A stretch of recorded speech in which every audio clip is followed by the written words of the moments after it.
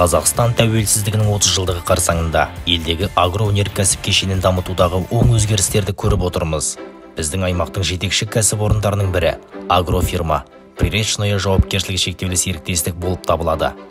Бұл агробизнес тәуелсіз мемлекетпен бірге өркендеп өсті.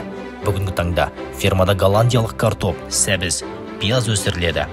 Агрофирма директоры Мұхит Тұмабаев Қазақстанның ауыл шаруашылығы саласындағы алғашқы реформаларын еске алды. Приречное агрофирмасы республикадағы алғашқы жеке ауыл шаруашылық құрылымы.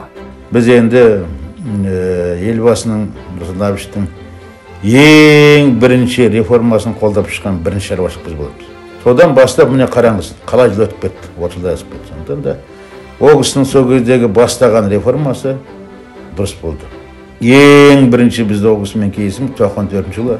Сонда бардық. Семей облысынан 2 адам сөйлеу деген ондай болмайды. Біздің облыстың главасы сөйлетті, екінші маған сөйлеткізді. Мен сөйлеткенде сол қалай жасадың, қалай құрдың, халыққа айт түсіндік деген мағына бар. Шығысқа Семейге келген сайын мен мысалы әрқашан қай жылда болсын жолығып жүрдім ол кісімен. Қарапайым адам. Ең қиын заманда келіп елбасылар халықты басқарды. Оның бәрін алып кетіп, мына жағымыз құлап жатыр, завод фабриканың бәрі жатыр, түптер жоқ. Колхоз жатыр. Оны алып кету деген оңай болған жоқ. Ол кісіге мен білемін. Елбасы әрқашан осы салаға ерекше көңіл бөлген. Мұхит Тұмабаев шетелдік әріптестерімен тәжірибе алмасып, Голландияда болып, картоп өсірудің жаңа технологияларын үйренді. Біздің жеріміз үлкен, ол реформа жасау қиындау болды. Қалалар, ауданның орталықтары, ауылдарға дейін кетті. Ол енді міне осы. Бізге керек осы болады. Сол ақырын орнына келді. Бұдан да жағылады. Бұдан да жақсы бола бастайды. Өйткені экономик өскен сайын бұның бәрі түзеле бастайды жыл. Бірақ халық жұмыс істеу керек. Жасап жатқан реформаларға халық көмектесу керек.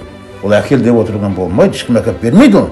Расында, ауыл ел бесігі жобасы ауылдық аумақтарды жаңғырту мен дамыту үшін үлкен мүмкіндік туғызды. Бұл жоба тұңғыш президент Нұрсұлтан Әбішұлы Назарбаевтың басшылығымен Нұр Отан партиясының 18-ші съезінде бастау алды.